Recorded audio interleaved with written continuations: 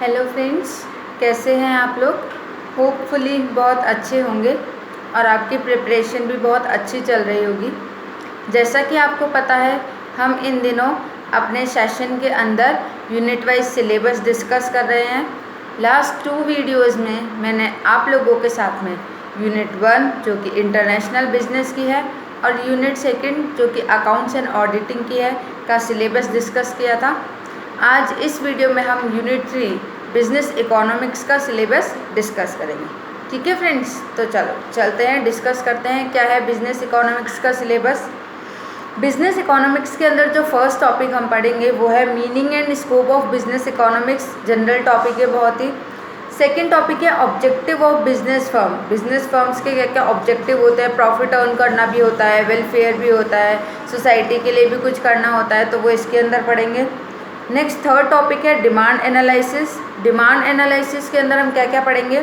Law of demand, elasticity of demand and it's measurement. ये 3 topic है जो हम डिमांड एनालिसिस के टॉपिक के अंदर पढ़ेंगे। नेक्स्ट टॉपिक है relationship between AR and MR। हमारे यहाँ पे हेडिंग में सिर्फ relationship between AR and MR दिया हुआ है, लेकिन ये टॉपिक इतना सही नहीं है। जब तक आपको यही नहीं पता होगा क्या है TR, क्या है AR, MR, तब तक आप रिलेशनशिप नहीं बता सकते, यानी हमें पूरा टॉपिक पढ़ना होगा रेवेन्यू का। देन नेक्स्ट टॉपिक है कंज्यूमर बिहेवियर। कंज्यूमर बिहेवियर में हम यूटिलिटी एनालिसिस और इंडिफरेंस कर्व एनालिसिस पढ़ेंगे, जिसे आप लोग अलग अलग अप्रोचेस के नाम से भी जानते हैं, कार्डिनल अप्रोच, ऑर्डिनल अप्रोच, तो वो हम पढ़ेंगे कंज्यूमर बिहेवियर के अंदर। देन नेक्स्ट टॉपिक है लॉ ऑफ वेरिएबल प्रपोर्शंस, जिसमें हम law of return to scale पढ़ेंगे। आप लोगों ने नाम सुना होगा इकोनॉमिक्स के अंदर, increasing return to scale, diminishing return to scale, तो ये सब हम किसके अंदर पढ़ेंगे, लॉ ऑफ वेरिएबल प्रपोर्शन में, जिसमें 2 टाइम पीरियड आता है, शॉर्ट टर्म और long term. Then next topic है थ्योरीज ऑफ कॉस्ट, जिसके अंदर हम short run and long run cost curves पढ़ेंगे, पूरी कॉस्ट थ्योरी आएगी इसके अंदर। देन नेक्स्ट टॉपिक है price determination under different market forms. हम क्या करेंगे, अलग अलग मार्केट फॉर्म्स में प्राइस डिटर्मिनेशन किस तरीके से होता है वो पढ़ेंगे। तो इसके लिए सबसे पहले हमें क्या पता होना चाहिए, मार्केट फॉर्म्स के बारे में, कौन कौन से मार्केट होते हैं। देन परफेक्ट कंपटीशन होता है एक मार्केट का फॉर्म। सेकेंड फॉर्म होता है मोनोपोलिस्टिक कंपटीशन। थर्ड फॉर्म होता है ओलिगोपोली, जिसके अंदर हमें प्राइस लीडरशिप मॉडल पढ़ना है। हेडिंग में हमें सिर्फ प्राइस लीडरशिप मॉडल दिया हुआ है, लेकिन हम ओलिगोपोली जब मार्केट पढ़ेंगे तो हम इसके सारे मॉडल पढ़ेंगे प्राइस के। देन नेक्स्ट मार्केट फॉर्म है मोनोपोली। तो ये 4 मार्केट फॉर्म्स है जो हम price determination under different market forms की हेडिंग में पढ़ेंगे। देन नेक्स्ट टॉपिक है प्राइस डिस्क्रिमिनेशन, अलग अलग टाइप से होता है, वो पढ़ेंगे। एंड लास्ट टॉपिक है प्राइसिंग स्ट्रैटेजीज। तो स्ट्रैटेजीज कौन कौन सी होती है, स्कीमिंग प्राइस होती है, प्राइस पेनिट्रेशन होती है, देन पीक लोड प्राइसिंग होती है। 3 तरीके की स्ट्रैटेजी होती है, तो ये हम किस टॉपिक के अंदर पढ़ेंगे, प्राइसिंग स्ट्रैटेजी। छोटा सिलेबस है, आप लोग हम जो अपने 12th क्लास के इकोनॉमिक्स है उसके अंदर ये सारे टॉपिक पढ़े हुए हैं, ग्रेजुएशन में भी पढ़ा हुआ है, मास्टर्स में भी पढ़ा हुआ होगा आप लोगों ने। तो मैं एक बार फिर से डिस्कस कर देती हूँ शॉर्ट में कि क्या क्या टॉपिक्स हम पढ़ने वाले हैं।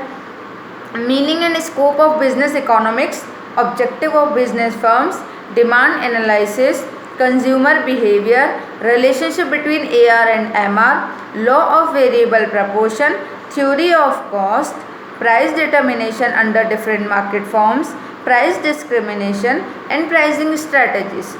अब आप लोग कहेंगे मैम ऐसा क्यों कि आप सिलेबस इतना डीपली डिस्कस कर रहे हैं, फटाफट से पढ़ाना क्यों नहीं स्टार्ट कर रहे। तो गाइस आप लोगों को ये बात पता होनी चाहिए कि हम लोग जब भी कोई बड़ा काम करने जाते हैं तो हम सबसे पहले उसका ब्लूप्रिंट बनाते हैं कि नहीं, एक शॉर्ट फॉर्म में, एक चार्ट फॉर्म में बनाते हैं कि ये काम हमें करने हैं।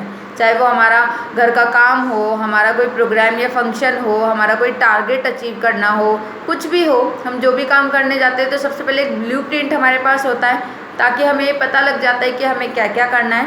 ठीक वैसे ही जब आप क्लासेस स्टार्ट करें उससे पहले पूरे सिलेबस को डीपली एनालिसिस कर ले, अपने दिमाग के अंदर उसका ब्लूप्रिंट बना ले कि किस तरीके से किस यूनिट में क्या क्या पढ़ना है।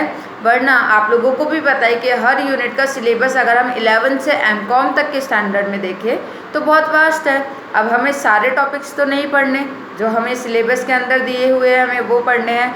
उसके साथ ही जो उसके आसपास के टचेबल टॉपिक होते हैं, थोड़े बहुत जो रिलेटेड होते हैं, उन्हें भी साथ में कवर करके चलेंगे। हालांकि वो सिलेबस में लिखे हुए नहीं होते, पर अगर आप पास्ट ईयर पेपर का एनालिसिस करेंगे तो आप लोगों को पता होगा कि कुछ ऐसे क्वेश्चंस भी आए हुए हैं जो रिलेटेड टॉपिक्स पर हैं। तो हमें क्या करनी है, हमें अपने सिलेबस की वास्ट कवरेज करनी है। उसके लिए क्या होना चाहिए, उसके लिए आपको सिलेबस की डीप नॉलेज होनी चाहिए। इसलिए मैं पहले आप लोगों के साथ सिलेबस डिस्कस कर रही हूँ।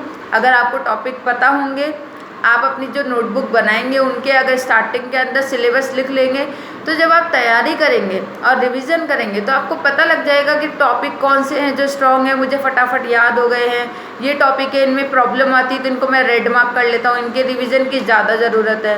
ये टॉपिक ऐसे जिसमें कुछ इंपॉर्टेंट बात है तो उसको मैं अलग तरीके से मार्क कर लेता हूँ, ताकि मुझे पता लग जाए जब रिविज़न करना हो कि इन्हें तो ज़रूर देख के जाना है। कुछ ऐसे टॉपिक्स है जो करंट से रिलेटेड है, उन्हें भी मैं हाईलाइट कर लेता हूँ। तो ये सब चीज़ें तभी हो सकती है ना गाइस, जब आपको सिलेबस पता हो, जब आपके पास ब्लूप्रिंट हो इस चीज़ का। इसलिए मैं आप लोगों के साथ में सिलेबस डीपली डिस्कस कर रही हूँ। ठीक है फ्रेंड्स, आज हमने इस वीडियो में इकोनॉमिक्स का सिलेबस डिस्कस किया है। द नेक्स्ट वीडियो में हम हमारी नेक्स्ट यूनिट नंबर 4 का सिलेबस डिस्कस करेंगे। तब तक आप लोग अपने प्रिपरेशन को कंटिन्यू रखिए। Good luck, goodbye friends.